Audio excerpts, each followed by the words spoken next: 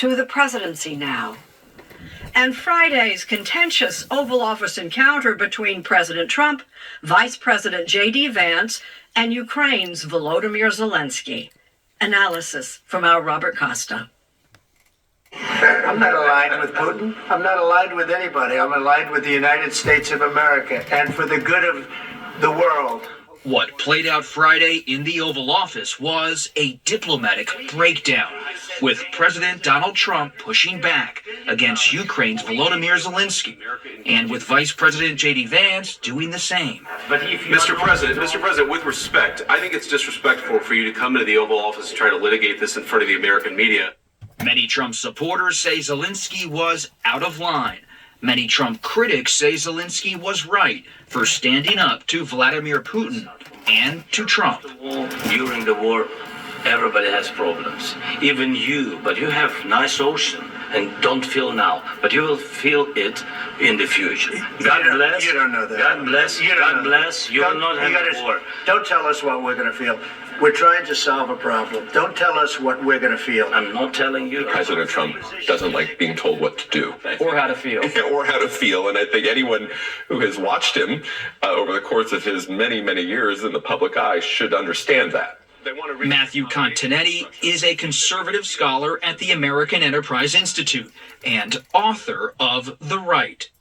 Many people on the American right today see Russia as a traditionalist power, as a power that is against the forces of social progressivism that so many American conservatives oppose at home. When U.S. allies look at this Oval Office meeting, what do they see? I think a lot of our allies watched the Oval Office meeting and began to make their own calculations. President Trump is someone who really views things through a zero-sum framework. There are winners and there are losers. And so he's always looking to make sure that he is the winner. All right. Trump ended Friday's showdown by noting this. This is going to be great television, I will say that. But where does it leave the prospects for peace? I do think that we'll reach some type of arrangement with the Ukrainians. But then, of course, the question is, what will Russia do? I kept thinking a lot about the person who was not in the room during that Oval Office meeting, and that is Vladimir Putin. And if he does not see any ceasefire in the Russian interest, he won't agree to one.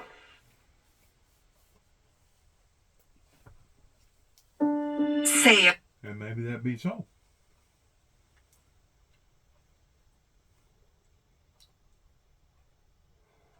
Taking over the company after her husband, Philip Graham, died by suicide. She was then at the center of some of the century's biggest stories. The much discussed and apparently widely read but still classified Pentagon documents were turned over to Congress today. She made the decision to publish the Pentagon Papers that helped lead to the end of the Vietnam War. 5 men with bugging gear were found in Democratic headquarters here in the Watergate building. It was Katharine Graham who supported the investigative journalism that led to President Nixon's resignation after Watergate. I shall resign the presidency effective at noon tomorrow. It was such an extraordinary time. Oh, everything. And she had been drummed into her head. Only men can succeed at business. The worst handicap women work under is the self-inflicted one, that if you've grown up thinking of yourself as a second-class citizen, that you tend always to put yourself down. Graham's journey from housewife to the first female CEO of a Fortune 500 company is laid out in a new documentary, Becoming Katharine Graham, now streaming on Amazon Prime. I said, Mrs. Graham, you control this company lock, stock, and barrel, but you're still worried about me. At the center of the story is an unlikely friendship that began on June 4th, 1973. Ah, this is the letter. That's the famous letter. The famous letter. When Buffett sent Graham a letter after buying a significant amount of the Washington Post Company's stock. I said, I'll never buy another share unless you personally okay it. And I signed a document. We became friends. He used to come to board meetings with about 20 annual reports. And he would take me through these annual reports. I mean, it was like going to business school with Warren Buffett. Why did you invest in the Washington Post in the first place? Well, it was ridiculously cheap. You saw a bargain. It was a super bargain. It was worth at least $500 million and was selling for $100 million.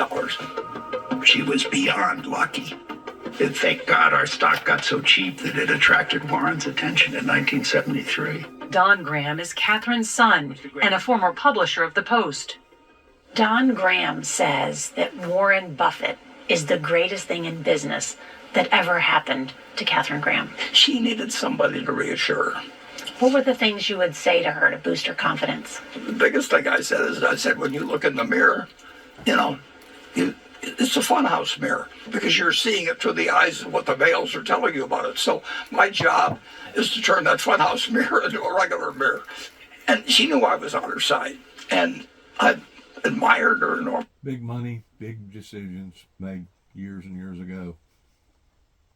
Washington Post.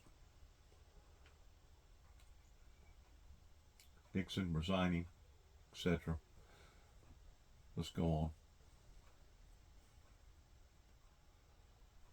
At least they did touch off on a little bit of what was going on currently with our president. We're going to go now over to Miss Margaret and see what she's got to say.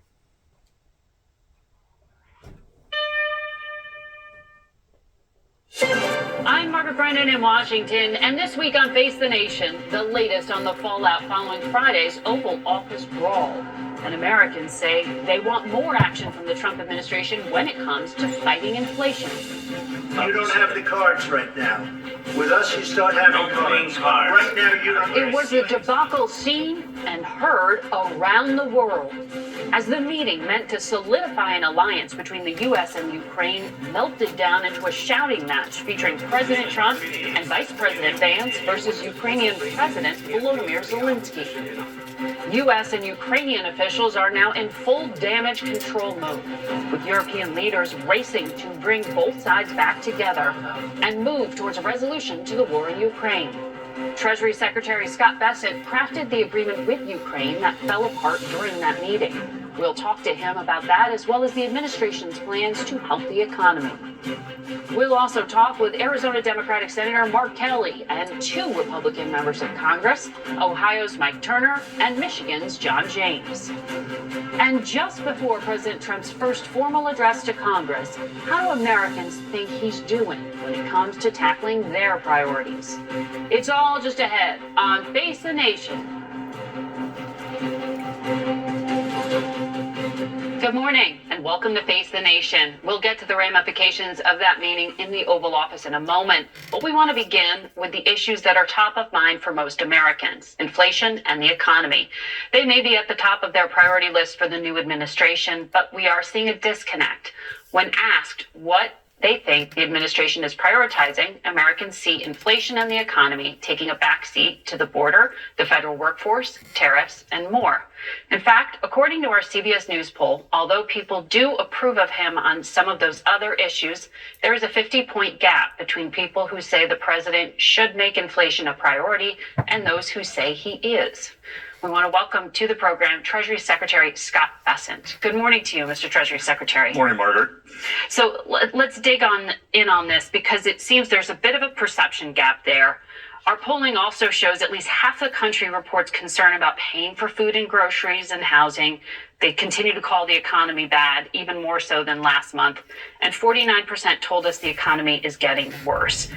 When can Americans expect to experience the benefits that President Trump said would be coming in day one? Yeah, well, Margaret, what I find interesting is for the past year and a half and during the campaign, most of the media said, oh, the economy is great. It's just a vibe session.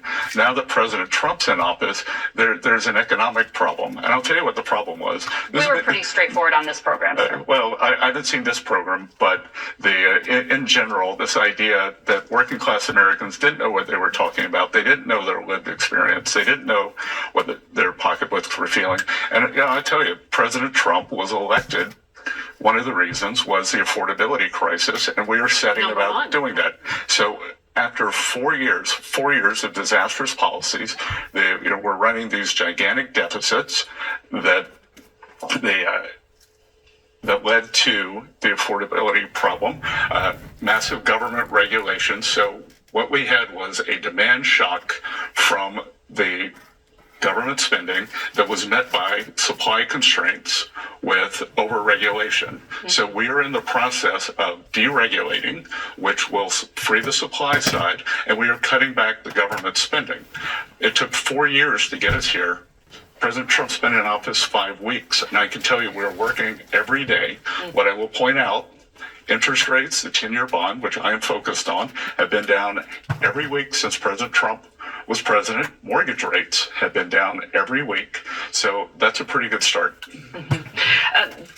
I hear you that sometimes the data lags reality, but when we are talking about people's perceptions of the economy, it's just how they're feeling right now. We see in our polling 52% of Americans say Trump's policies are making grocery prices go up. They explicitly said that on this bar chart you see there. So it's an experience and a perception issue. When does that shift? When do we see the benefits of the planning you say is underway? Well, it's not just groceries. It's parts on automobiles. It's parts on tractors. It's tires.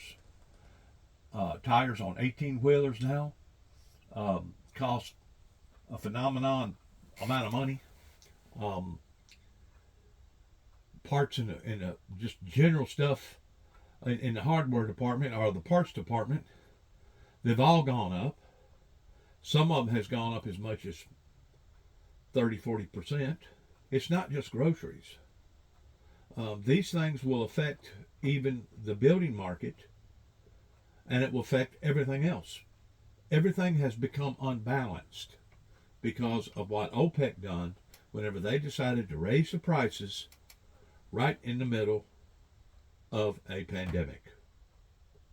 I cannot be more explicit in telling you what has occurred in the fact that now, because of their games regarding the oil market, it is now caught up with the world.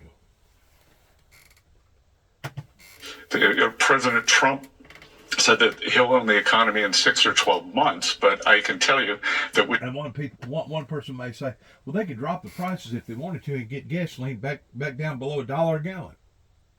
Well, they might could.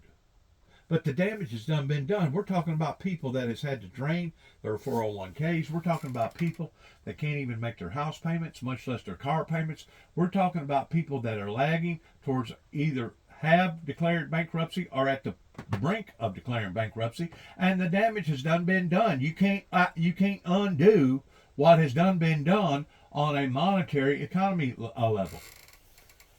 Yeah, you may make things better in one aspect, providing that you even have power to do that. But as far as the ripple effect, we're just now getting into the ripple effect. And I've said all along, it was counterproductive in the way that Greenspan, or somebody like Greenspan, kept jacking up the interest rate, It's almost as if America was deliberately wanting to go in the hole, was deliberately wanting to go into bankruptcy. We are working to get these prices down every day, but it took 4 years to get us here, and we've had 5 weeks. So interest rates are down. That's a very good start toward housing affordability, toward auto affordability, and we are tackling this. At Treasury, we are going to appoint an affordability czar. We are going to have an affordability council. We are laser focused on this. What does that mean? What's an affordability czar? Someone who picks the 5 or 8 areas where this administration can make a big difference for working class Americans. Okay.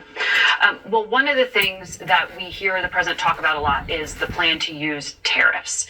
I know this falls under the purview of commerce and the trade rep, but you have spoken a bit about it before.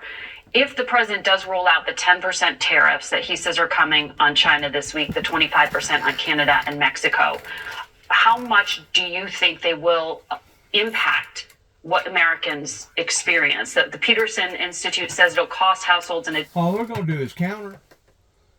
And the thing about it is, whenever you counter, how much stuff do we depend upon China towards making sure that our shelves is plentiful, either in Walmart or other retail stores, versus how much stuff that we send to them? So who, in actuality, can hurt who worse? by raising tariffs because, like I said, all they're going to do is counter. Think about that. Think about that for a second.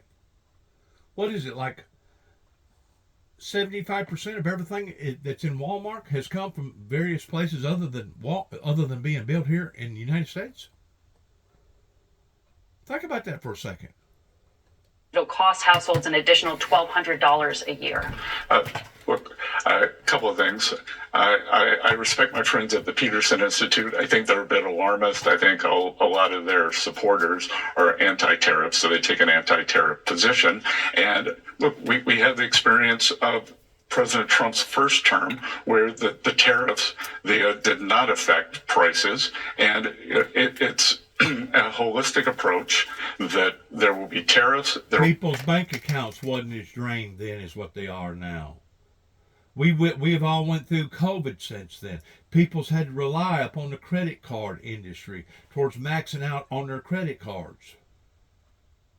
See, they don't put all this into the equation whenever they're talking about then versus now. The regulation, there will be cheaper energy. So I would expect that very quickly we will be down to the Fed's 2% target. So I'm expecting inflation to continue dropping over the year. So should we expect these tariffs to come March 4th? Well, there's a series of tariffs. There's March 4th, and then there are there's the big tariff program that's going to be outlined on April 2nd by Commerce and USTR, and that's the president's notion of reciprocal tariffs, and that's going to be very path dependent. We are going to show what are other countries' tariffs on specific goods, what are non-tariff barriers, what are the currency manipulation, what is manipulation of financing or labor manipulation, and what are these horrendous fines that the European Union's putting on our tech companies. And we are going to evaluate that and give them an opportunity to remedy that.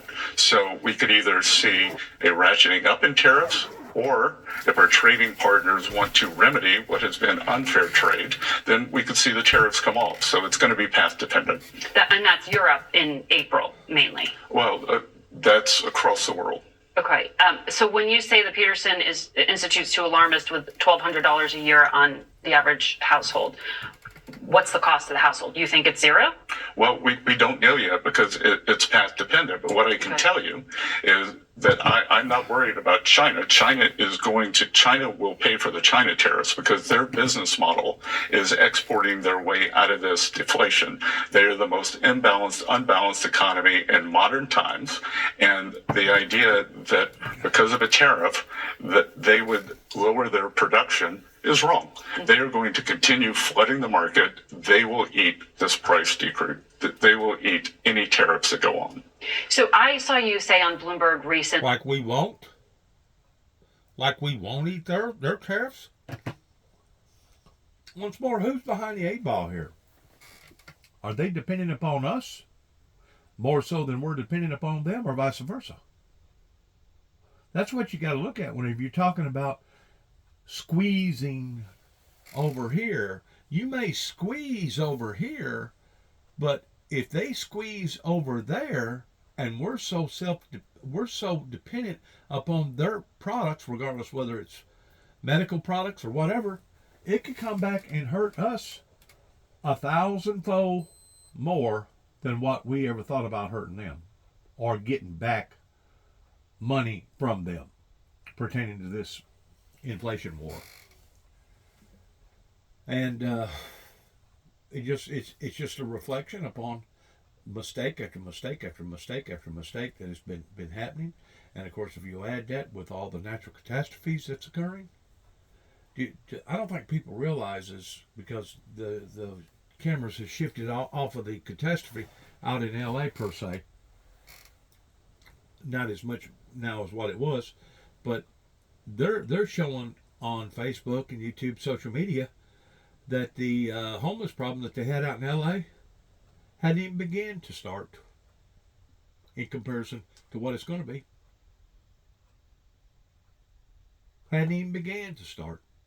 Once more, that is a total failure of this administration in not providing adequate places for people to live that at one time used to have a decent place to live. Same way with North Carolina, same way with East Tennessee, same way with all these other flooded problems or all these other problems pertaining to hurricanes. I could go on and on and on how unbalanced that our government is whenever it comes to doing the things that's been done in the past. And the way that they're doing towards going in, this administration, towards dismembering various administrations or downsizing, that can be good on one perspective, maybe on the short end, but on the long end, it could actually open up a brand new venue towards it actually creating more problems than it creates good. It's a total disaster in what has happened to the American people based around just a few people that has made these choices for all of us. Recently, that Mexico has offered to match the U.S. tariffs on China, and that you would like for the Canadians to do so as well. You described it as a fortress in North America. Is that in the works? I don't know yet. We'll see. The Mexican leadership has offered to do that. We haven't heard from the Canadians, but I think that'd be a very good start, because By Tuesday, potentially, to offset the potential punishment on them? By Tuesday, or maybe the tariff wall goes up, and then we see what happens from there. But I can tell you that under the cover of COVID, China dramatically increased their export capacity, and they are trying to export their way to prosperity. Mm-hmm. They are in an economic crisis. They have gigantic deflation, and it's unacceptable for them to export that to the rest of the world. And I think North America would be a very good start for pushing back against this unfair trade policy. Well, that would be a significant development. Very significant. Which would avoid tariffs that are supposed to go out on Tuesday. We'll see. Okay. We'll be watching that space. I want to ask you about Ukraine. You were in that Oval Office meeting that went sideways on Friday.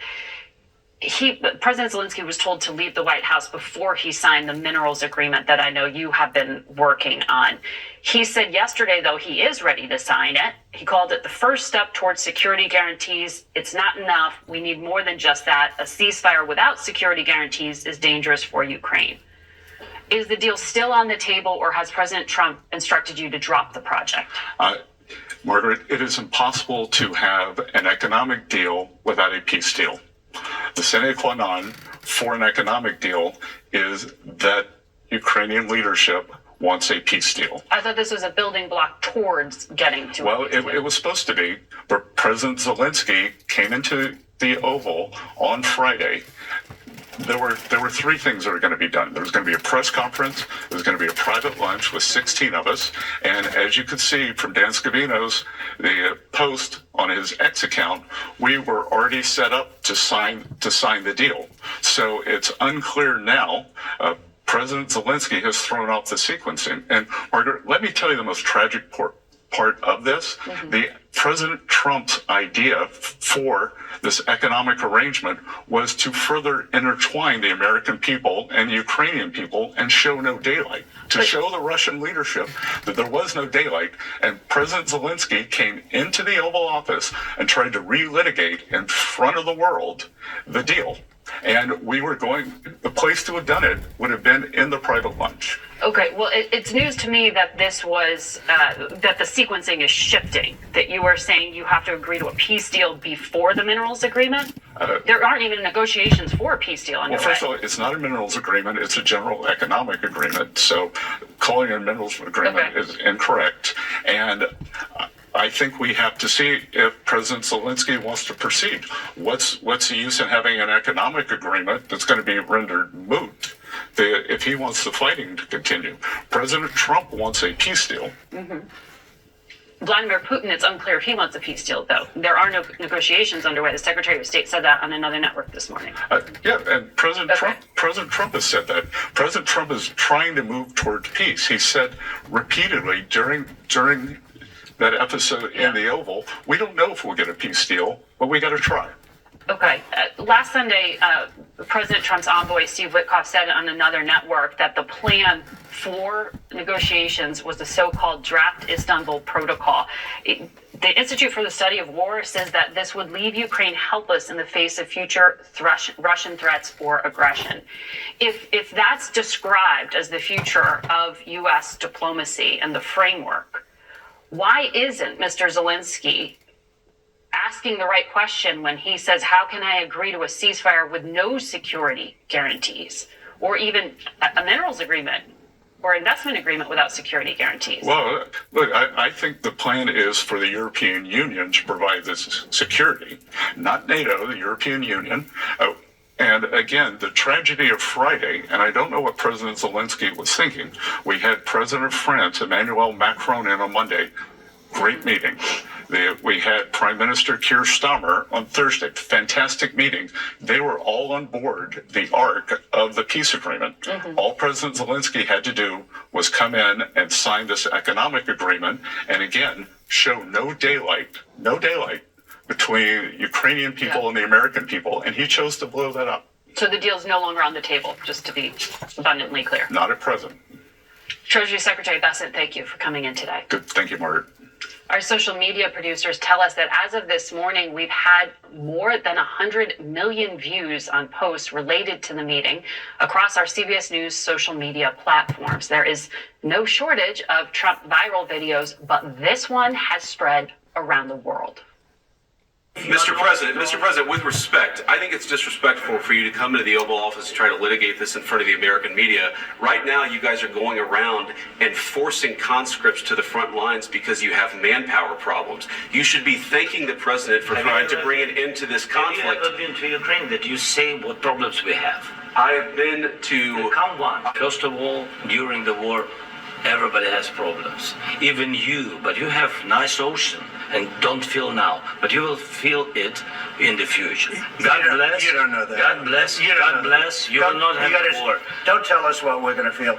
We're trying to solve a problem. Don't tell us what we're going to feel. I'm not telling you. Because I'm you're in no position to dictate that. That's Remember exactly this. what You don't have the cards right now. With us, you start having not playing cards. Right now, you don't. You're playing cards. Mr. President. You're I'm playing very cards. serious. You're gambling I'm the with the president lives of anymore. millions of people. You're gambling with World War III. What do you think You're about? gambling with What do you World think War III.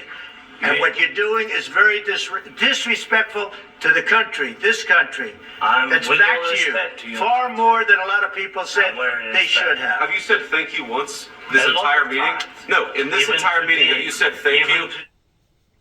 Face the Nation will be back in 1 minute. Stay with us. Wow.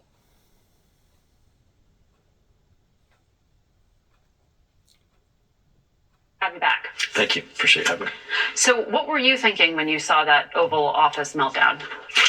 Well, I mean, the first thing, obviously, is, we have to realize why this is important and really what was at stake here. I mean, this is important because Ukraine is important. This is about the fight between, authoritarianism and freedom and democracy. This is the Ronald Reagan, evil empire against democracy. So as we're watching this fight, we have to be concerned about what's crumbling here and what needs to be put back together. I think that's what we all felt in our stomachs and our anxiety as we watched what was at risk here. The second thing is really how inappropriate this was for Zelensky. I mean, the context is this was a signing agreement. Zelensky had been negotiating with the United States on a minerals deal, an economic deal, as the Treasury Secretary said. He'd been doing so for weeks. I'd met with him with members of Congress in Munich. Right. He had told us some of the terms that he wanted. He had a successful deal. Mm-hmm. The United States had conceded. He was flying here under the pretext that he was going to sign this deal. This should have been a win. Mm-hmm. As he's sitting in the Oval Office, he said, I want the president to stand with Ukraine. In moments, he was going to be standing with the president of the United States with a win that he had negotiated. And instead of taking that win, he turned it into a debate on American security guarantees during the peace negotiations, instead of taking that win and then from that going forward. Well, it all went sideways after a Polish reporter in the room asked President Trump about his perceived alignment with Vladimir Putin. That's what the president reacted to, and then the vice president jumped in praising Trump's diplomacy. And that's when Zelensky said, what he said about, well, what kind of ceasefire and diplomacy you're talking about. I've brokered deals with Vladimir Putin in the past. Do you really think that this was all to blow it up, or was it just people are talking past each other? And what do you actually think happened? Well, I think fundamentally here, again, you don't fly, a quarter across the world for a signing ceremony for a deal with the President of the United States and turn it into a debate on American security guarantees on peace negotiations that are unrelated to the mineral deal the economic deal that you came to sign. But you can't take things out of the context in the vacuum, treat them in a vacuum. Earlier in the week, President Trump had referred to Volodymyr Zelensky as a dictator. Which he had retracted because the negotiations and then he told people at the UN. In Trump's way, he had taken back because the negotiations had gone forward in a way that was positive. Mm-hmm. But this isn't happening in a vacuum. Right. It is within question, in fact, where America's alliances are. French President Emmanuel Macron told a newspaper overnight there needs to be a strategic dialogue with European countries that don't have nuclear weapons because they can no longer depend on the American nuclear deterrent. That's an incredible statement from a NATO ally. Right, and this is how this is heard around the world. Right, and again, all of these things are really hysterics and way overstatements, but they're all coming from the crux here of that Zelensky has made, and I truly believe this is Zelensky, he has made a precondition of going forward with peace negotiations, American security guarantees. And what you saw was him enter into a very public debate with the President of the United States in the Oval Office of, and you heard it, you actually yourself said it to the Secretary of the Treasury, I want an American security guarantee as a precondition for peace negotiations. No president is going to give him as a precondition to peace negotiations. You do the peace negotiations, then you determine what security guarantees, what arrangements. Failed peace negotiations and failed diplomatic agreements brokered by Europe that had no American guarantee that failed. So it's what's different this time. But you don't continue to work for it. I mean, you got to hear President Trump. I mean, he engaged by saying, people are dying. We need to stop the dying. We can't go into World War II, and imploring him to let's go forward with the peace negotiations, and then we'll determine what security arrangements need to be made around the peace negotiations. The fact that Zelensky has it backwards, the cart before the horse. I want a security guarantee to go into peace negotiations is really what has caused the impediment. Are you comfortable with the U.S. diplomatic outreach and the decision to no longer isolate Vladimir Putin, because he has not said anything about making any kind of concession? Volodymyr Zelensky is being asked to do that publicly. Well, no, he has not, but the Russians showed up. I mean, I'm very comfortable that Marco Rubio, as our Secretary of State, in the lead with these negotiations, is very competent. Is he in the lead with the negotiations, or is it Steve Witkoff? He is in the lead with the negotiations. I'm very confident of his strength. He has commenced the negotiations.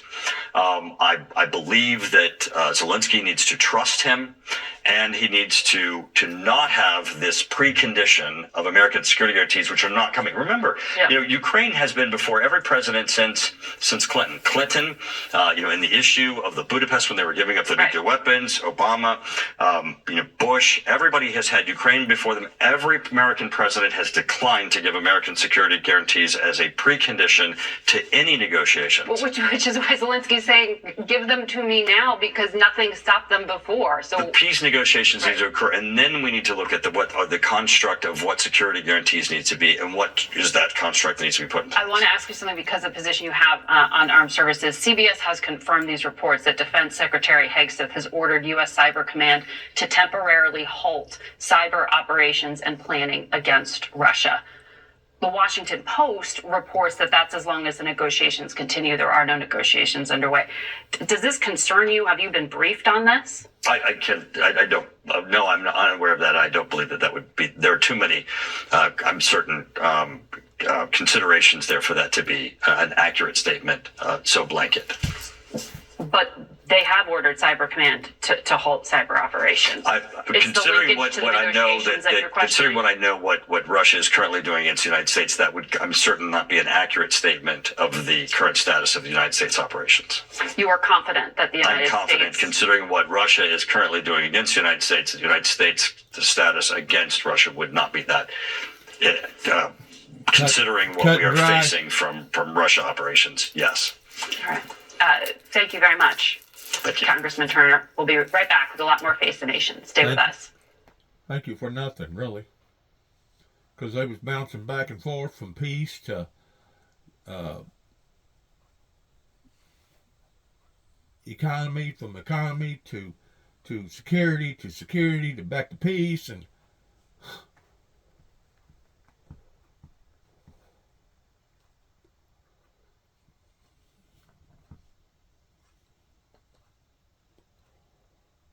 for that.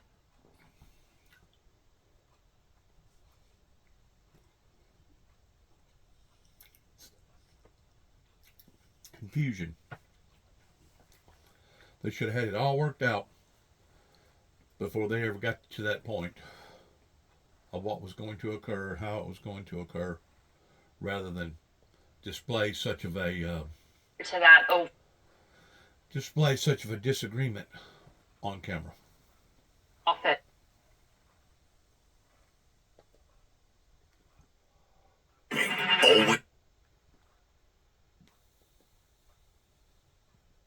Sponsored by Red.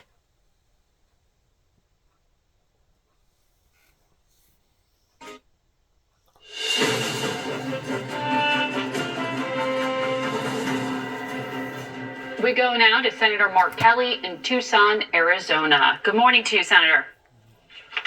Good morning. You were one of the lawmakers who met with President Zelensky prior to that Oval Office meltdown. Senator Lindsey Graham later told reporters he had warned Zelensky, quote, "Don't take the bait." Do you think Zelensky took the bait? Is that how you understand what happened? I think he was cornered and he was bullied in the Oval Office. And Margaret, that just makes us look weak. I think Donald Trump was trying to look tough. J.D. Vance was trying to look tough. The only winner in that exchange is Putin, who's a criminal, who's killing, hundreds of thousands of Ukrainians. So it was a sad day for our country. It was a dumpster fire of diplomacy. It should not have been done. That kind of negotiation should not be done in public in front of cameras. When we had our meeting earlier in the day with Zelensky, he has this habitual gratitude. He was very thankful.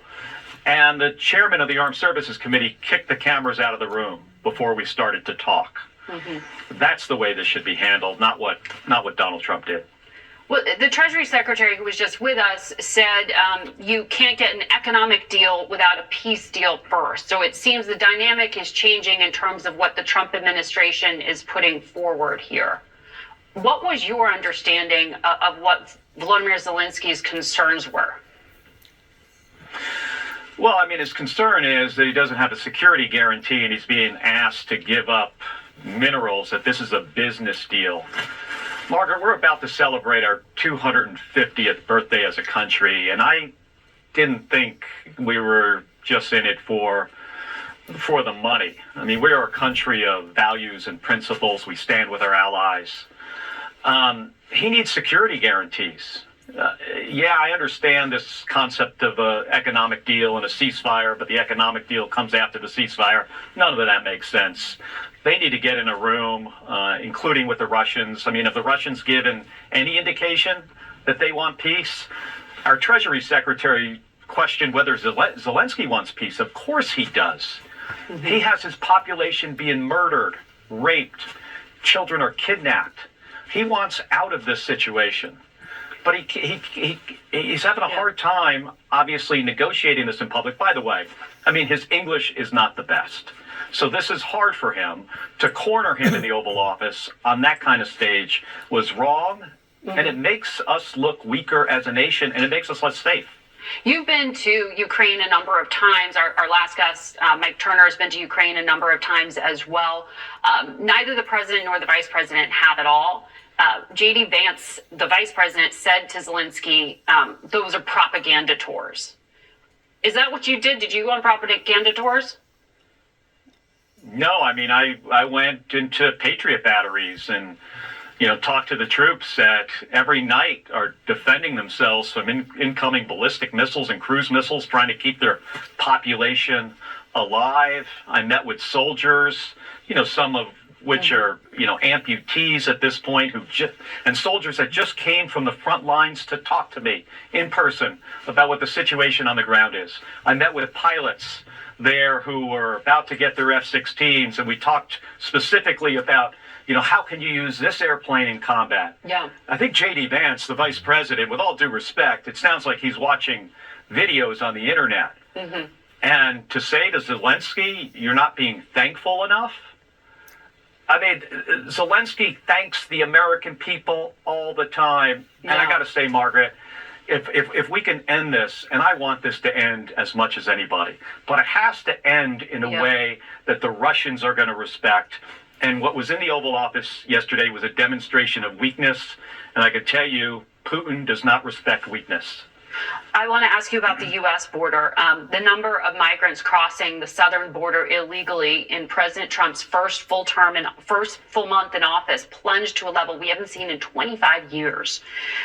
This is according to data reviewed by CBS. This seems like this is good for your state.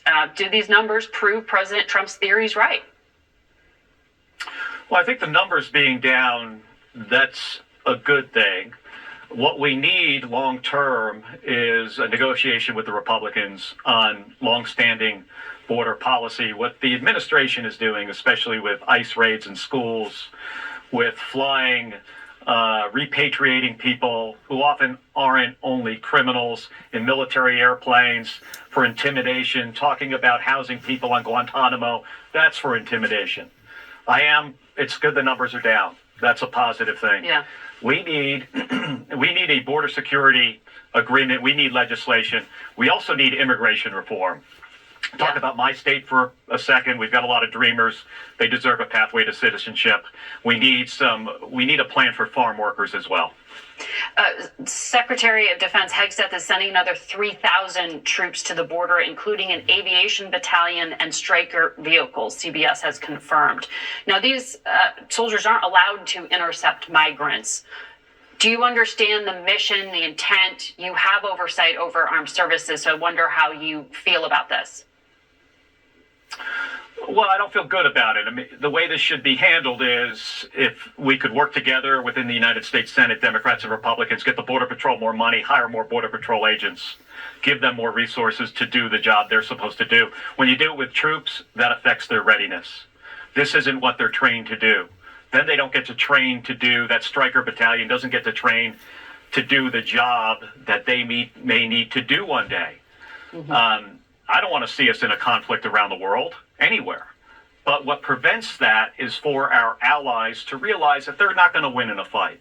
And when they see us doing things like this, police actions with the military, that also is showing the rest of the world that our military is less capable and we are weaker. And that affects everybody's safety.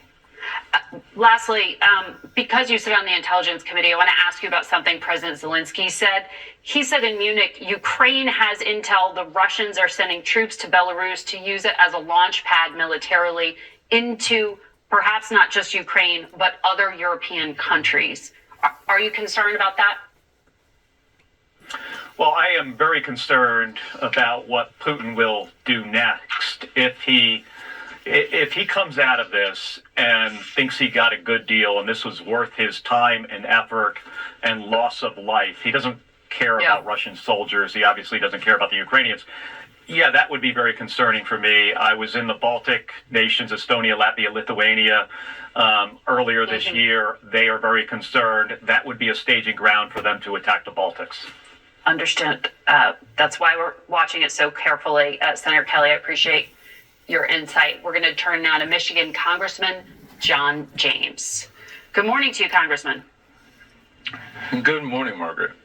I want to ask you about what's happening in your state with the economy and tariffs, but just staying on the theme for a moment, I know you have a lot of Ukrainian Americans in your district. You voted in support of last year's Ukraine supplemental. Are you comfortable with the Trump administration's decision to stop recognizing that Russia started the war in Ukraine? Look, Russia is the aggressor, Putin is a war criminal, and Volodymyr Zelensky also fumbled the bag pretty hard. All those things can be true at the exact same time. We absolutely must stand by our allies, but at the exact same time, we also need to make sure that we are giving transparency and accountability to the American people. Under the Biden administration, billions of dollars were given away with very little accountability and no mission, no end state. I'm a combat veteran, and my soldiers expected from me that I would be able to articulate objectives, a mission, and an end state. And the commander-in-chief last time couldn't do that. Yeah. President Trump is doing everything that he can to get a lasting peace, an enduring peace in Eastern Europe and throughout the world. He's already ended one war in the Middle East. I think we should give him a chance to end one in Europe. Well, I think there's developments on the Mideast front that throw that into question, but we'll keep tracking that. Let me ask you about tariffs and Michigan, because you are really in a unique spot in the middle of the auto state. This Tuesday, expect tariffs on Canada, Mexico, and China. That's what the president said. On March 12th, 25% tariffs on all imported steel and aluminum, no exceptions for trading partners. Auto tariffs in April. What is your district bracing for? Look, America is open for business, but we are not for sale. Michigan remembers what NAFTA did to us. And over the past 30 years, Mexico's built 11 major automotive plants to only one in the United States. Michigan remembers 900,000 automotive jobs over back in the 90s to 600,000 now. That's over 300,000 lost manufacturing jobs in the automotive sector. Michigan remembers the Great Recession, where 50% of all the jobs lost in all of America were lost in Michigan alone. And Michigan remembers the harmful EV mandates that have forced compliance rather than actually allowing a regulatory environment that permits innovation. We've lost jobs to Mexico and China. Right now, my district, as you mentioned, the #1 manufacturing district in all the nation, overflow production is not going to Sterling Heights. It's going to Saltillo, Mexico. When you look at the opportunities that are missing us, when you look at the fact that Michigan is seeing its opportunities pass by, enough is enough. Margaret, the status quo is not good enough for Americans, which is why Donald Trump got elected. He's putting Americans first, and frankly, even our allies have not been playing a fair game. Look, fair trade is the objective, but fair trade, right? Yeah, the specific okay, go ahead. Tactic here, because you brought up Sterling Heights. The Republican mayor of Sterling Heights, Michael Taylor, your district, says the president's tariffs are the, quote, single biggest threat to our local economy. He's expecting it to be devastating and staggering. This is a Republican saying this about the impact on your district. What's he missing? What's devastating and staggering is the fact of the matter that we have been taken advantage of for decades. The president, under his original tax plan, lowered corporate tax rates from 35 to 21%, and he's offering lower tax rates to 15% for those who build in the United States of America. We're also looking at energy independence. We're also looking at lowering the regulatory burdens for folks to succeed and excel. But what Democrats are doing is they're going to actually make it more difficult when they vote against these tax reforms for small businesses to excel and for entrepreneurs to get their feet under them. And so regardless of what it is, when you take a look at the EV policies that Joe Biden put in place that actually exacerbated the inflation, just look at work trucks. Work trucks 5 years ago were $15,000 less expensive than they are right now. SUVs, $8,000 less expensive than they are right now. Did you tell the mayor he's wrong? Caused by terrible Democrat policies, and that is what's that? So you're telling the mayor he's wrong? I mean, the Ford CEO said at an investor conference last month a 25% tariff would blow a hole in the U.S. industry that we have never seen. Well, you know what? The memory is kind of short, because when you look at the OECD nations, they're already talking about leveling a 15% tax on anything in businesses that are making $750 million or more.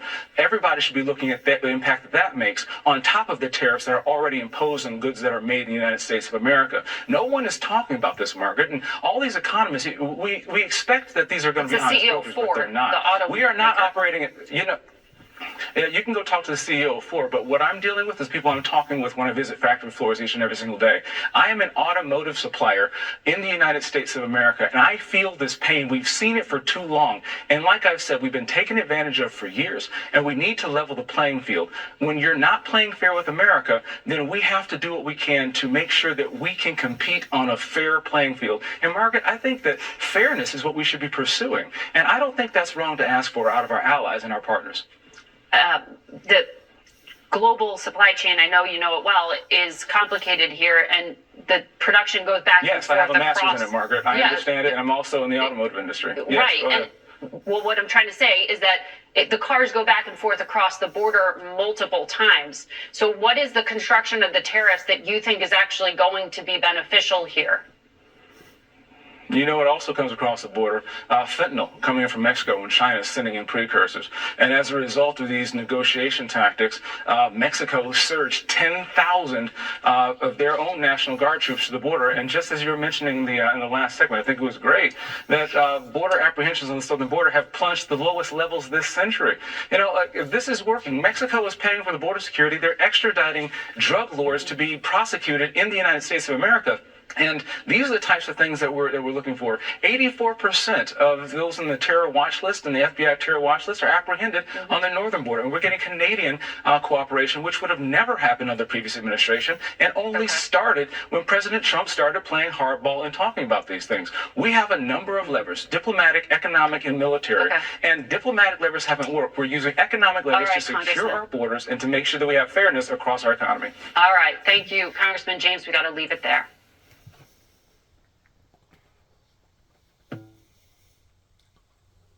Let's see what else we're going to say here. Well, that Trump's conflict. Now let's take a look at views on Russia. Let's back up.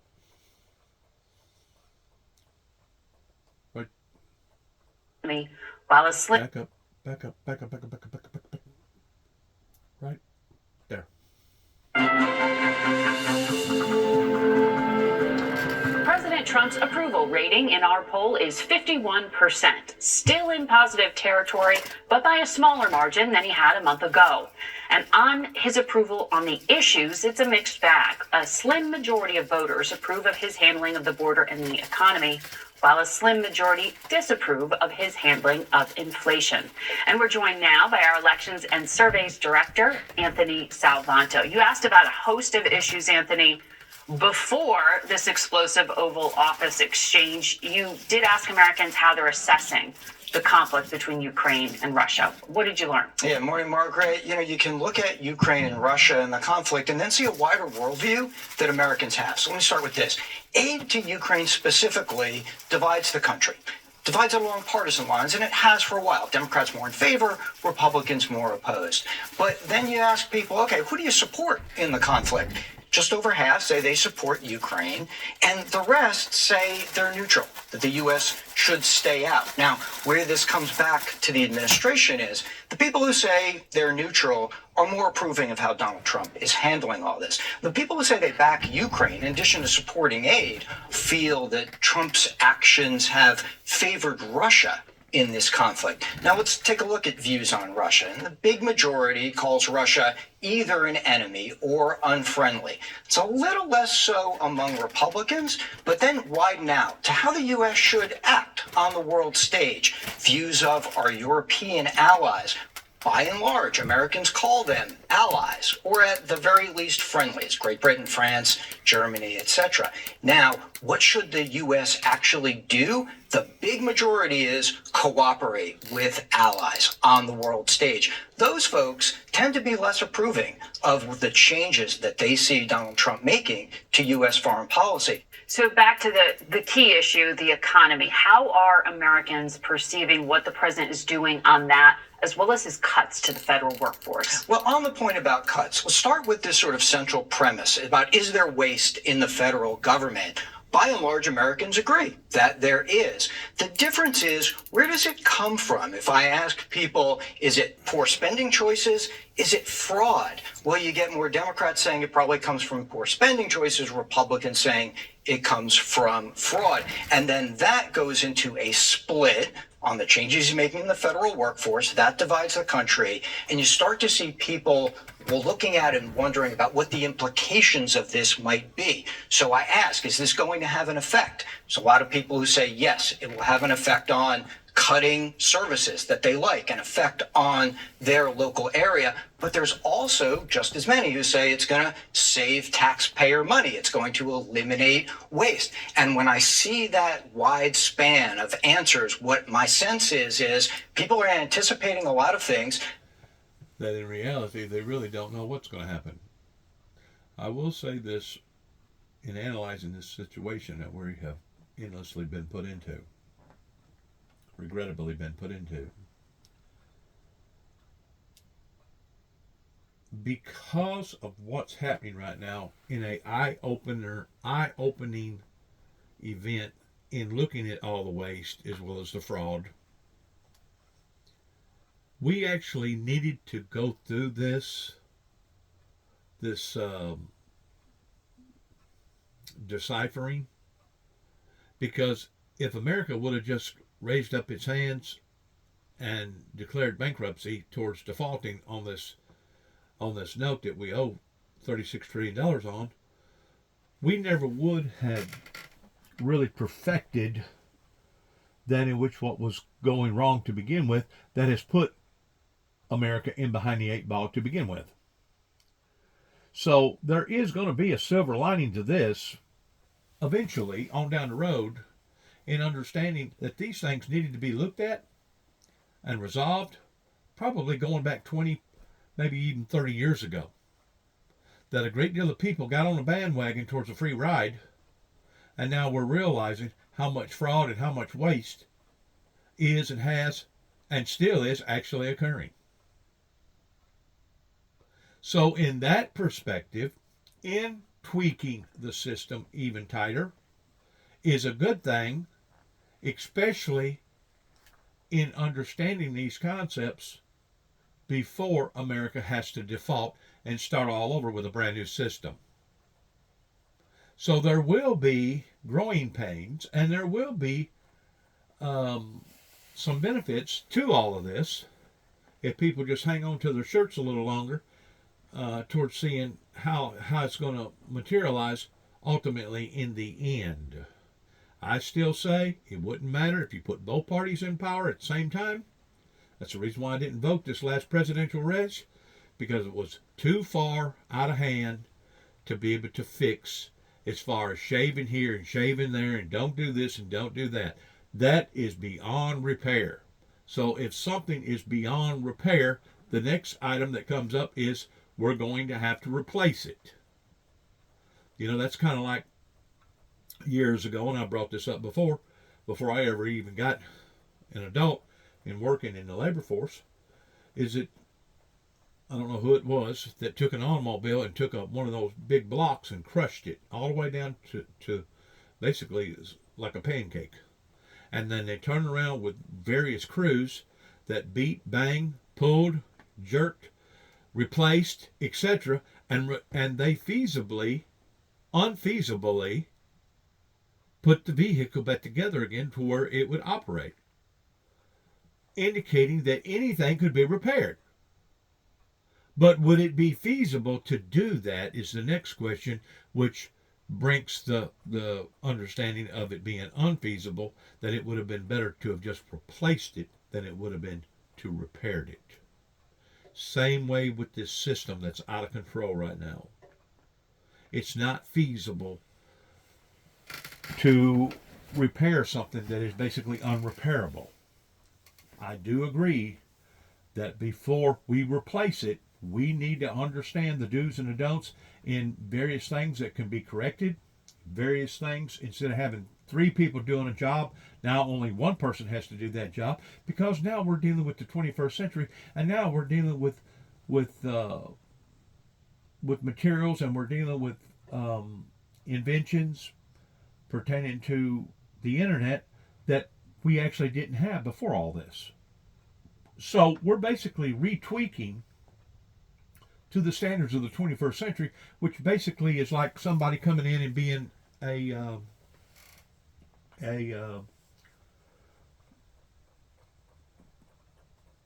troubleshooter. The same way as if you would troubleshoot in going into a factory and saying, okay, I can do this, this, and this, which will eliminate all of this. We can put in automated robots over here. We can do this, we can do that. We can shave off here and shave off here. And ultimately, in the end, by the time you get through doing all that, you've saved that company X amount of dollars. Plus, you've made things run even that much more effective and efficient. That's where we are right now. That cannot be done just that alone. Because even after doing that, and that alone, is not going to make the problem go away pertaining to $36 trillion in debt. So in actuality, both has to occur to put America back on its mainstream, to where we will no longer be basically taking one step forward and two steps back. And the most essential thing is that we do not hand down this burden to our children and our children's children that didn't have nothing to do with this, that basically is causing people right now, even as we sit here and talk about this, it is causing people to literally commit suicide, especially among your young people, because they see no answers. They see no solutions. They see no future regarding the problems that various politicians has put us in.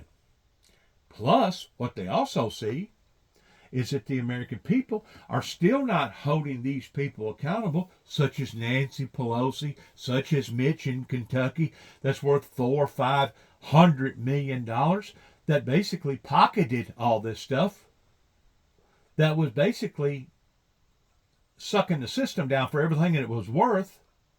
How come we hadn't went and taken that money out of those people's accounts? How come we hadn't went and taken their houses and gotten their beach home properties and went in and taken their yachts and then put it out on the market to sell, in holding these people accountable that has basically driven us off into the mouth of the volcano?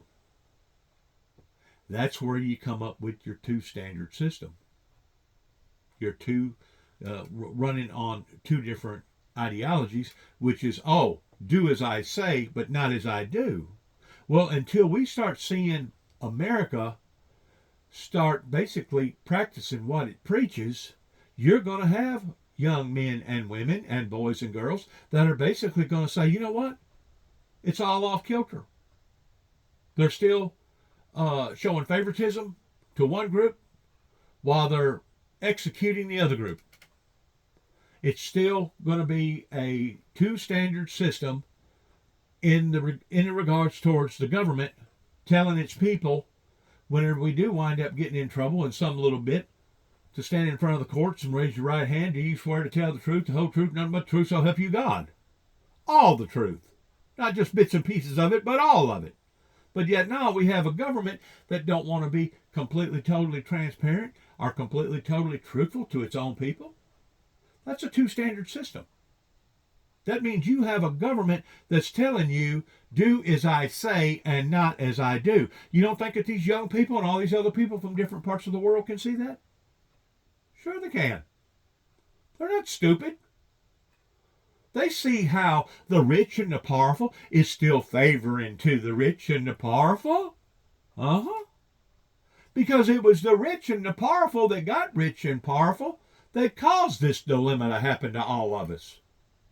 So until you're willing to go in and actually clean house, and not just clean part of the house, but all the house, and basically shaving off where it needs to be shaved off, and then reassembling a brand new system, we're still going to be beating our heads against the wall, and we're going to be just like the dog chasing after its tail. We're going to be moving, but we're not going to be going nowhere. And that's exactly what various people have done to us that have still not been held accountable. And basically, it was the oil industry, it was OPEC over in Saudi Arabia, that throwed us over the edge during COVID, that has now opened the eyes up towards now people observing, evaluating, and seeing these things that never should have been in existence to begin with. You know, they got away in the late 60s towards raising the oil. They got away with the early 70s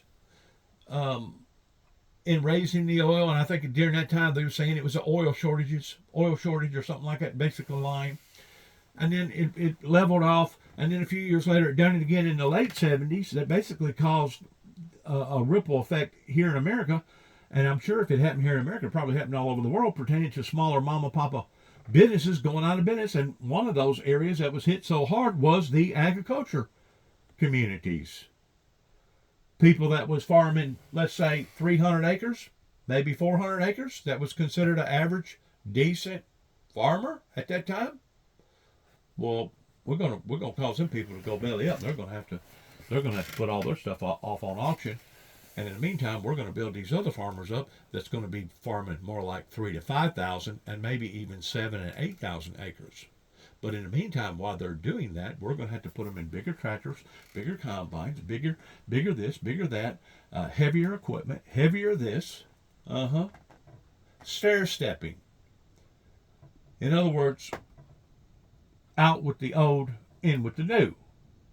Well, in the meantime, a lot of people suffered during that time, and my family was one of them. Towards basically had to declare bankruptcy long about 1981, 1982, because interest has jumped up to an astronomical degree. I think it was up to like 24%, and fuel went up, and everything else went up, and basically the small businessman was left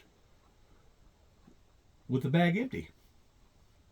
I didn't have no other choice other than to put his stuff on the auction block. That made the bankers that much more richer.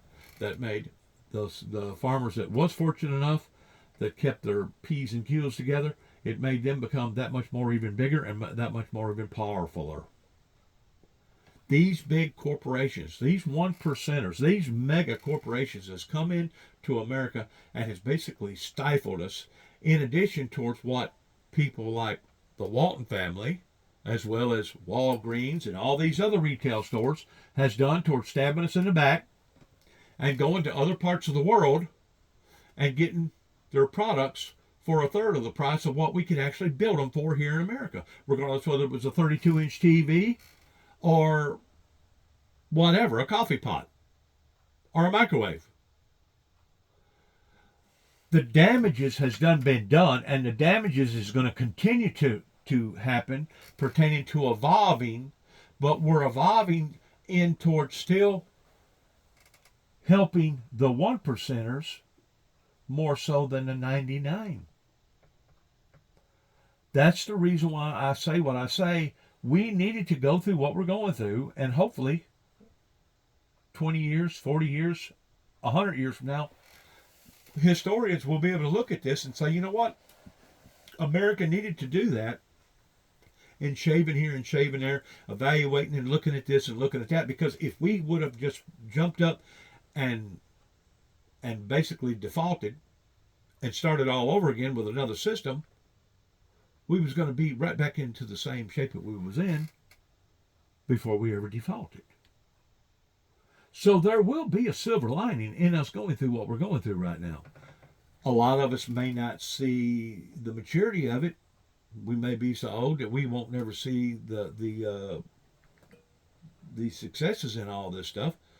But hopefully one day little Johnny, little Sally, our children and our children's children and our great-grandchildren won't have to inherit a burden that is basically unfixable to begin with. Once more, you can repair the automobile that the weight crushed down on with a group of people that takes X amount of time, X amount of hours, X amount of money, but is it feasible to do so? That's where you break rank pertaining to, can we repair it versus replace it? Well, we can replace it, but the only way to replace it and make it self-sustainable is that you have to pay more attention in cutting those corners, because we now live in the 21st century towards allowing for the computers and the automatic this and the automatic robotic this and the automatic robotic that pertaining to quantum physics. in taking control of various situations. That way we don't have to rely necessarily on the post office man dropping off a letter or a box every time we have a form of communications or circulation in that area. See, we've only stepped off into parts of the 21st century pertaining to the high-tech industry regarding all the data. We've only stepped off into parts of it. We've only started tasting a bit of the data 21st century quantum physics. We hadn't really got off into it fully. Because once we get off into it fully, it can be very beneficial to the world, to the whole world, providing that we do it and do it right. In other words, we won't no longer have to have necessarily a post office service and dropping off just minimum letters or broadcasting pertaining to advertisement brochures. We can now do it online pertaining to everything that comes up on your gizmos and gadgets. So we're developing in one area. We're kind of tiptoeing off into that area, but on the other hand, we're still hanging on to the old. So I can foresee in this transformation period that we're in right now in the 21st century that without going through what we're going through right now with Elon Musk, right now I'm going to mention Elon Musk, in shaving here and shaving there, we really wouldn't have been benefiting ourselves any by changing automatically over to a brand new system if we hadn't already looked at these things in a closer measure. Now, as far as the war goes, the war never should have escalated to the point of seeing what we've seen in the past 3 years over there in Russia, bombarding the civilian life in Ukraine. And as far as I'm concerned, Putin and the Russian government needs to be looked upon the same way as we look upon the Taliban or any other terrorist group that has basically went in and tried to genocide a group of people. And you have to admit that whenever you're bombing hospitals, whenever you're bombing fraternity wards, whenever you're bombing schoolhouses, whenever you're bombing just any and everything, basically turning that whole region over there into nothing but a wasteland, that is a form of genocide. Now, rather not, you can call it in-house, pertaining to it being a civil war, or not being a civil war. The thing about it is today, in today's market, on a global scale, it has affected everybody. And this may have very well been one of the reasons why that in that 3-year period of time, right basically on the latter end of COVID, was whenever fuel prices went out of sight because of what idiots like him is doing towards basically blowing up dams and blowing up levees and flooding agriculture and causing prices to escalate and decrease and all this other stuff. It's just been a game changer for the world. Why? Because things was not handled properly on the front end, going back into the 80s with the Reagans and the Bushes, that has set a sail, that has put us where we are today, that has made things that much more complex. Now, we're supposed to be the most intelligent race on the planet. Why don't we start acting like it? They're unsure at this point, but they are definitely looking and waiting to see what they believe will be an impact. Anthony Salvanto, thank you very much. Thank you. We'll be right back. Oh, it'll be an impact, all right. You can bet your bottom dollar on that. But it's not going to be fair-minded to impact just the working class, the 99%ers, and not impact the other people that is basically straying the system off into the degree of putting us where we are here to begin with. Save. Whenever they say what's fair for the goose is supposed to be fair for the gander, we're not seeing that right now. Our MTS tie-up reports. We're not seeing that right now pertaining to your 1%ers, your big mega multi-billionaires that basically become billionaires because of what's went on in the past 30 plus years. On reaction from Kyiv. President Volodymyr Zelensky's warm welcome at 10 Downing Street couldn't have been more different than his reception at the White House. What's your message to the US President? He and UK Prime Minister Keir Starmer later signed $2.8 billion worth of loans to Ukraine. Ahead of today's summit of presidents and prime ministers from across Europe, convened by Starmer. European countries have to do more and provide a security guarantee. But I've always been clear that that is going to need a US backstop.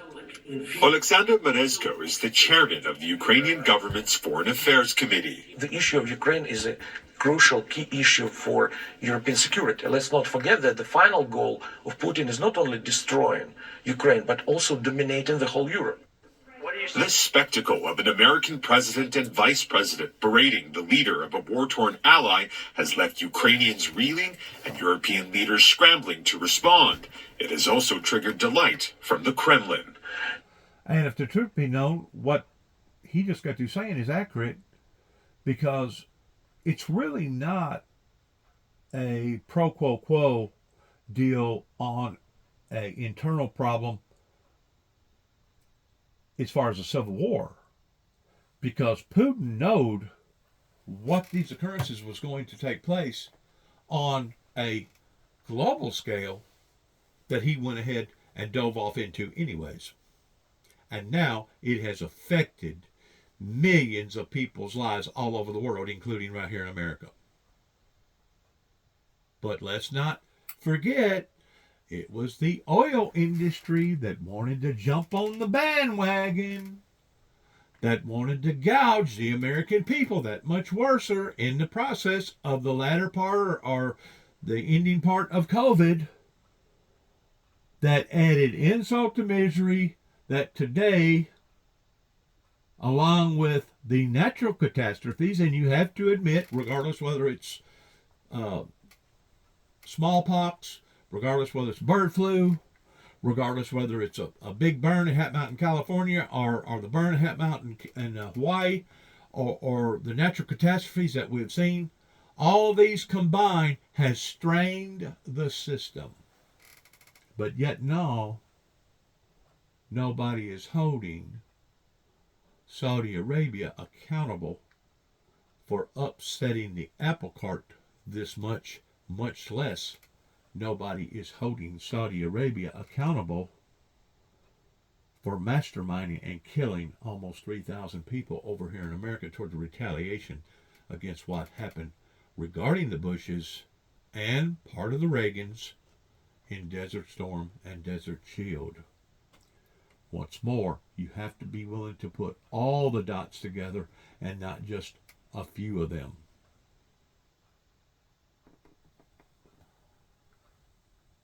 But in actuality, by putting all them dots together, you need to go back even further in the concept of what went on shortly after JFK in our politicians giving the farm away. And the next thing you know, here comes somebody that made it mandatory. Oh, we can't be having Bible classes in school. We can't be pledging allegiance to this great nation in school. So whenever they done that, it wasn't under the pretense of separation between church and state. They done that to reconform our culture of people over here in America, along with all the mega 1%ers that was coming over here, that was making all these promises. I'm going to use the insurance companies for a whipping post real quick right here, that said, well, we'll take care of you as long as you send us X amount of dollars. If your house burns, if your house gets washed away, if your house does this or your house that, we will replace what needs to be replaced according to our agreement. Well, we see now where the American people have been bamboozled as far as being lied to, being extorted. In the meantime, while millions of people was being extorted because of all these bad events that kept hitting us, bombarding us, our government said idly by and allowed for it to happen. Why? Oh, because they was the people that went to these courthouses and went to these state houses that was basically promoting all these ideals toward what we should do and what we shouldn't do. And the whole time, they was lying to us the whole time. And if you don't believe me, just look at how many people, which the tally hadn't been fully tallied yet, in just the people out in California that basically are going to get hurt and burnt. Some of them couldn't afford the insurance policies. Some of the insurance policies basically just walked away and just left them high and dry. Now they don't have no insurance.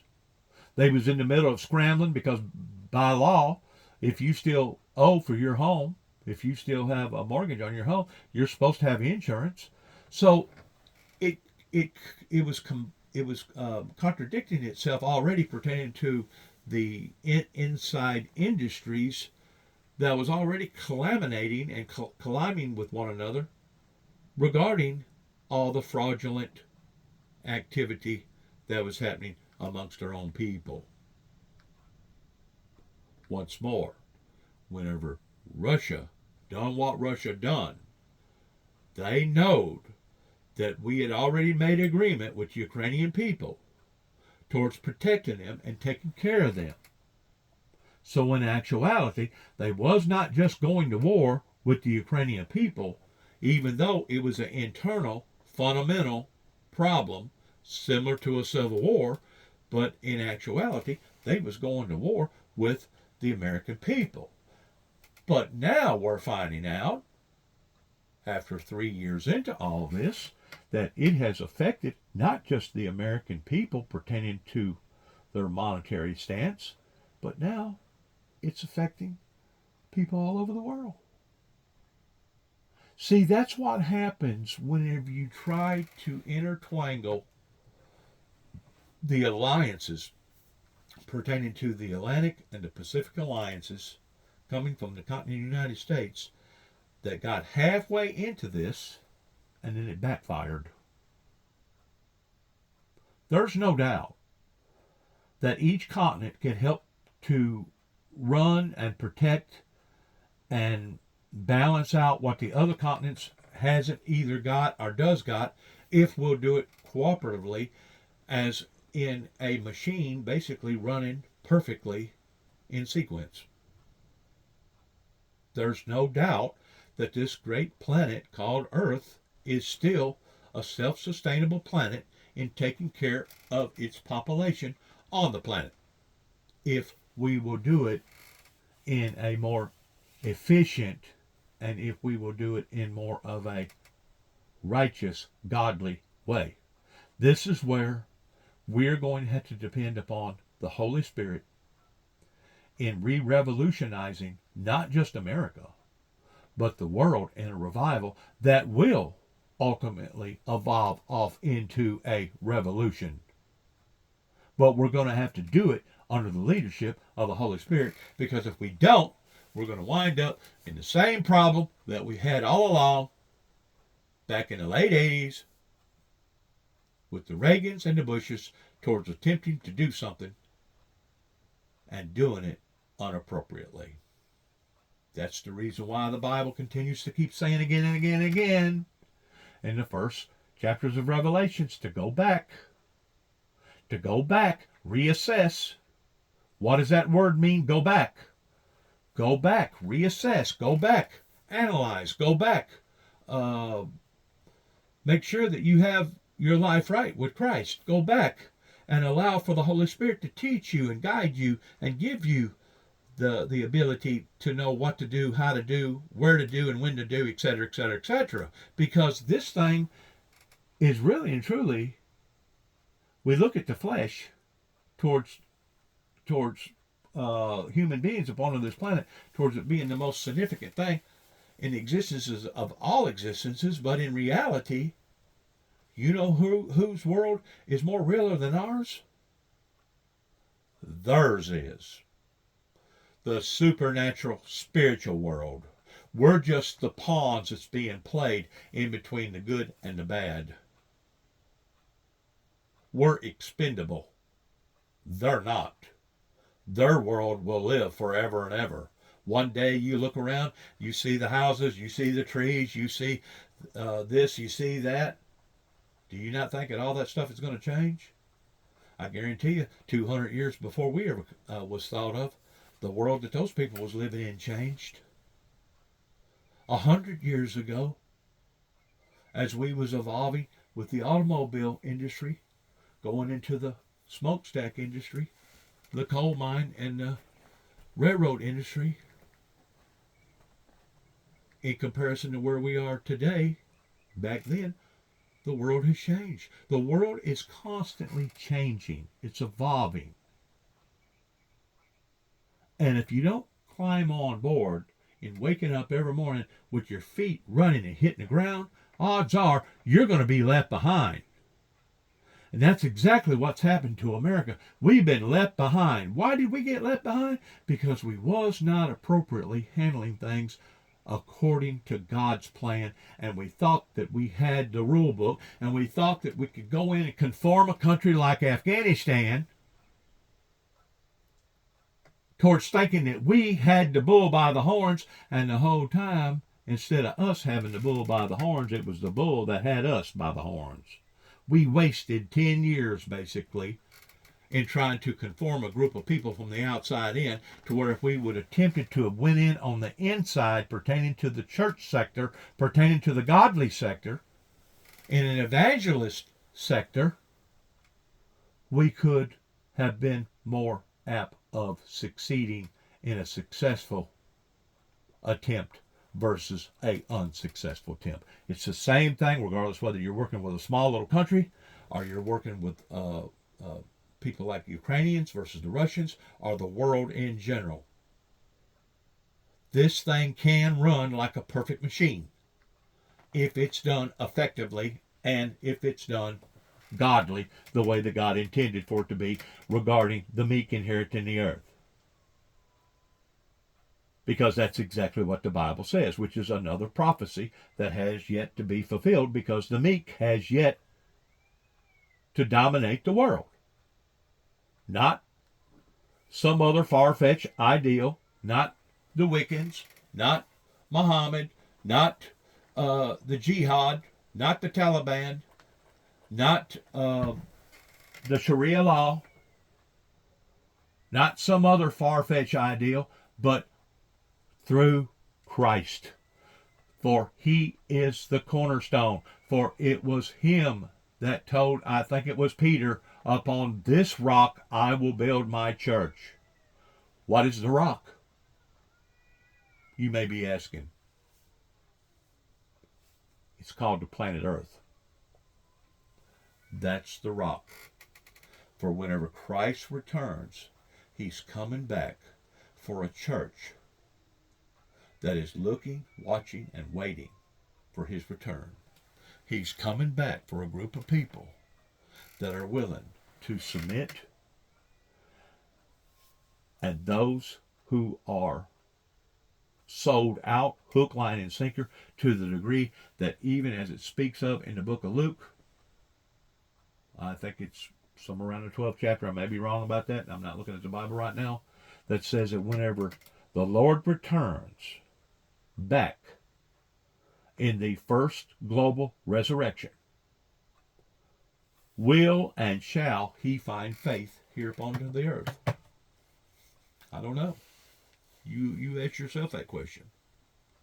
I know a lot of people around here locally thought that I was a nut job because I was willing to lay down my life for Christ the way that Christ was willing to lay down his life for me.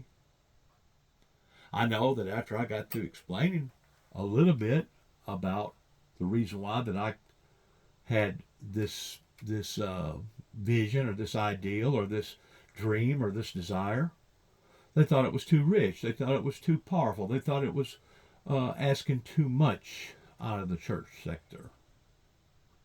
And that's the reason why I was avoided and kicked to the side. That's the reason why I was treated like a red-headed stepchild. That's the reason why I was basically treated as an outcast, because people only wanted to give a certain part of their lives to God and not all of their lives to God. Once more, whenever Christ returns, and this is a question coming out of the Bible that is coming from God, pertaining to the prophecies, shall he find faith upon to the earth into the degree that people are willing to sacrifice their lives for a cause the same as Christ was willing to sacrifice his life once more for a cause. As Biden kept saying, finish the job. Finish the job. What job? The job and the assignment that God gave various prophets throughout history, including the assignment that he gave his son, that was all in correspondence with the rest of the prophets, of the meek inheriting the earth. For whenever Christ returns, he's coming back for the bride. He's the bridegroom, we are the bride. Well, he ain't coming back for one that's skimpy. He ain't coming back for one that's wilted and withered. He ain't coming back for a bride that's a halfway bride. He's coming back for a loyal, pure bride. Those that are looking, watching, and waiting for his return. And if you can't get on board with that, pertaining to the righteousness of God, pertaining to the meek inheriting the earth, then obviously the meek is never going to inherit the earth, other than the meek inheriting the earth in the supernatural sense. In the supernatural sense, basically during the 1,000-year millennium, and during the time that God basically recreates a new heaven and a new earth. Well, we know that that's going to occur. We've already read the end of the Bible. At the end of Revelations, we already know how the war is going to end, pertaining to Christ being victorious and throwing Satan off into a bottomless pit. But right now, we're dealing with now. We're dealing with today. Evil has become more wickeder. Evil has become more wittier. Evil is coming down, just as the Bible teaches, in great wrath, because evil knows that its time is short. And evil can come in millions of different forms, as well as manipulation, as well as being non-truthful, or only partial of the truth. This is where Christ emphasizes in those 3 chapters of Revelations, as he's talking to the churches, those who are lukewarm, he will spew thee out of thy mouth. Now, if these ministers of God that claims to be watchmen on the wall can't see the same things that I've been seeing now for the past 30 plus years in giving out all these warnings and all these advisories, then I tend to wonder if they are in tune with the same spirit that I've been in tune with all my life, or almost all my life, ever since I gave my heart and life over to Christ at a give or take about the age of 12 years old. That's whenever I made a conscious decision. You know what? I'm going to not only, I listened to preaching all my life. Of course, I went through a lot of extensive things going on pertaining to the abusiveness that was happening with the family. But whenever I made that conscious decision that I was going to follow Christ, whenever I made that first step towards standing up and going to the altar, it was as if the angels of God picked my body up. And I know I was walking, but I actually felt like I was floating. And I went to that altar voluntarily, and I said, Lord, forgive me of my sins. Help me, God, and lead me in the direction that you want to go, because I know that the teachings coming from the King James is in fact real and true.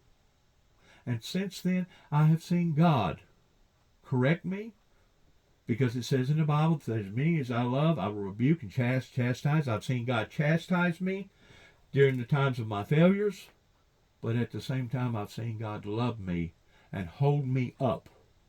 the same as he was holding me up at the age of 12 years old at the First Baptist Church up here in Cydonia, Tennessee. That whenever I made that first step, whenever I stood up and made it known before man, in not being ashamed of that in which what I believed, it was as if I literally floated down to the altar. And I've heard hundreds of other testimonies similar to that of what I just got through saying. And that will be an event that I will never forget in my entire life. Out of all the history and out of all the events that's ever happened to me, that was the most significant one, because that was me being at the crossroads and saying, you know what, I want to live. I want to not only live according to the way that God intends for me to live while I'm living here on the planet, but I want to live beyond the life of this planet in the hereafter life. And that's what it takes. It takes a commitment for when Christ returns. Shall he find faith here upon the earth? And for some reason, I was running into a brick wall the whole time. And the biggest part of that reason was because people wasn't taught accurately in interpreting the Bible correctly. That was one of the biggest reasons, because of the lie that had been projected out to the people.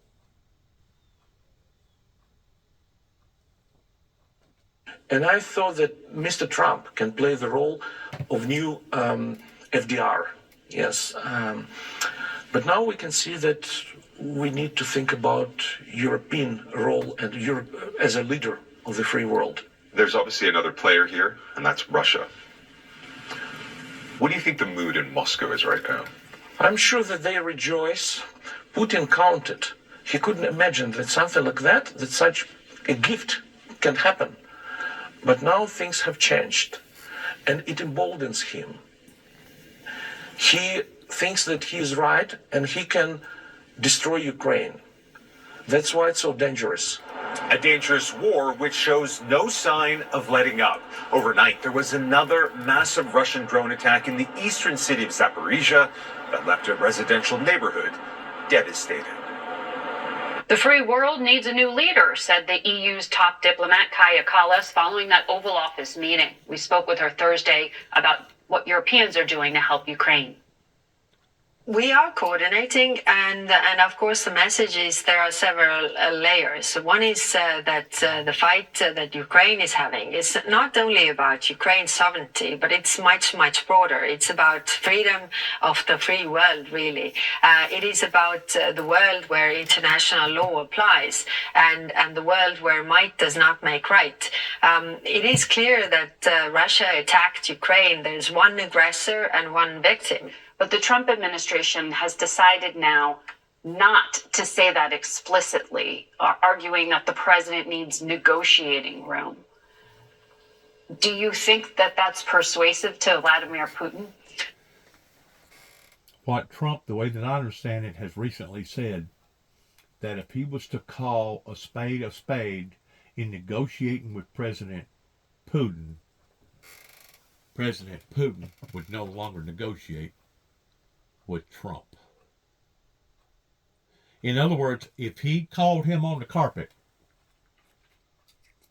in telling him that he was a ruthless murderer, the same as the Taliban or the Jihad or any other terrorist group, known or unknown to the American people, that in and of itself would be such of an intimidating factor that Putin would refuse to come to the negotiating table and negotiating with the Ukrainians.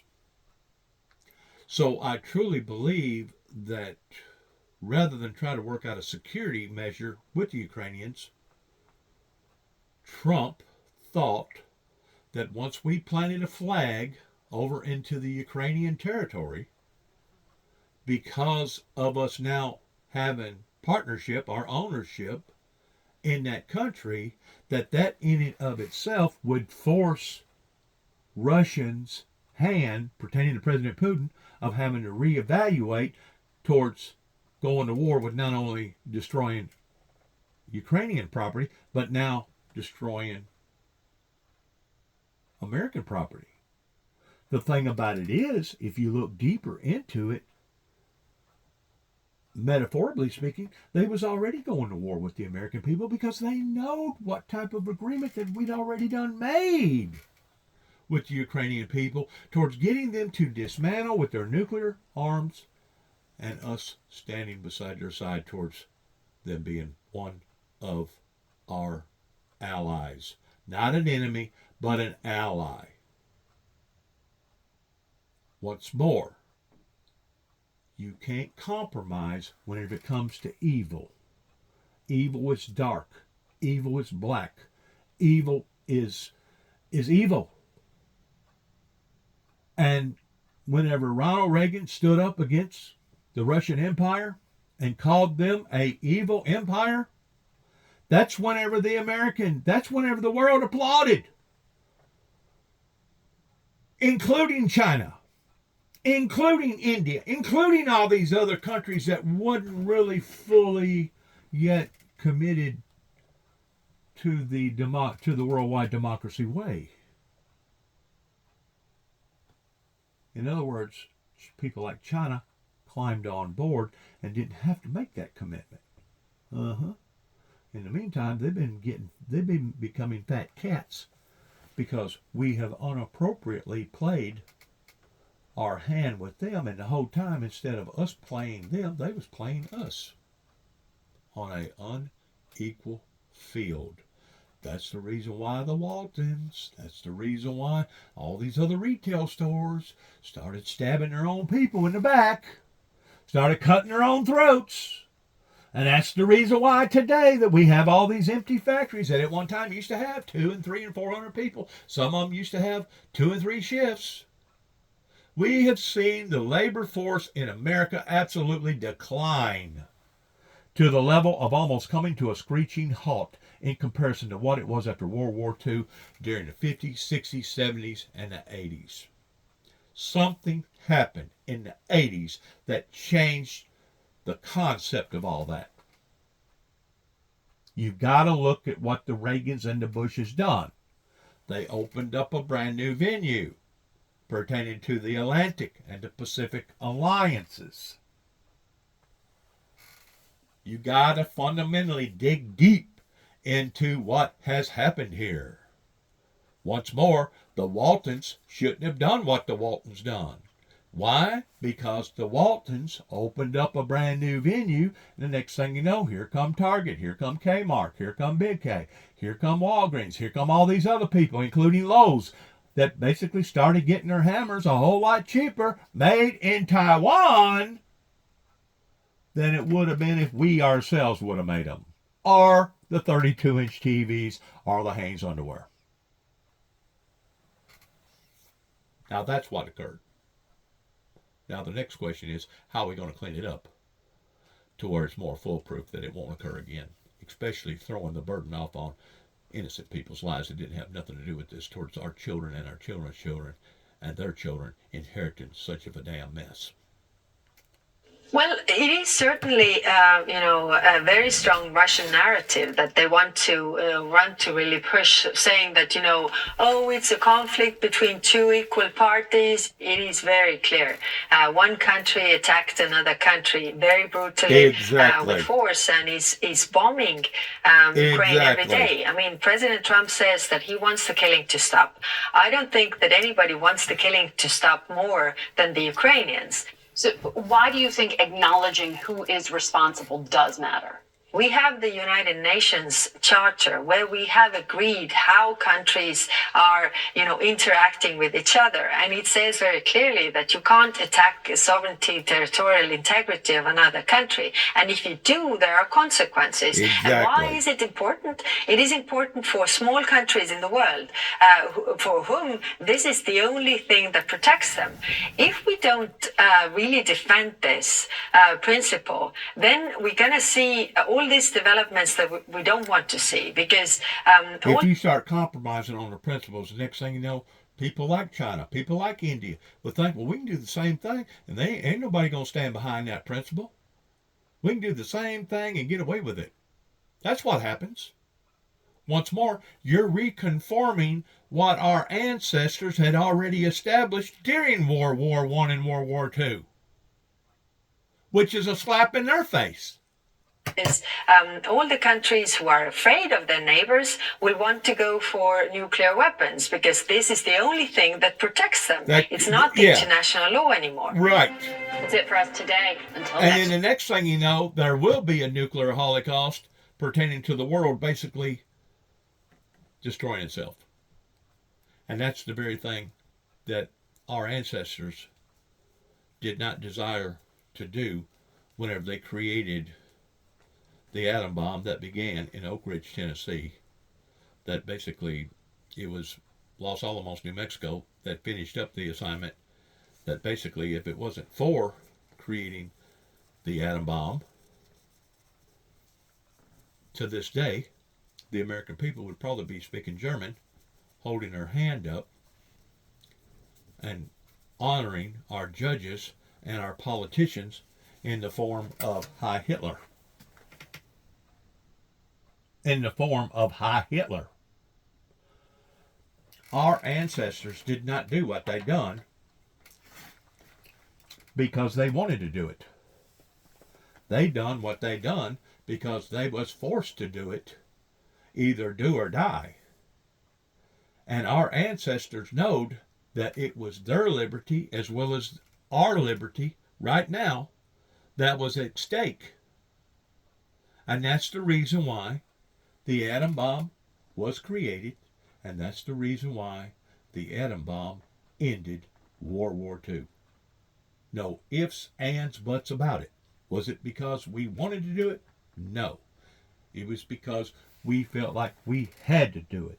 And that's the reason why I continue to say the road to nowhere up in East Tennessee, in actuality, was directed towards being originally the road to everywhere, not the road to nowhere. Good luck. God bless America. God bless our way of life, and God bless our endeavors. God bless our troops.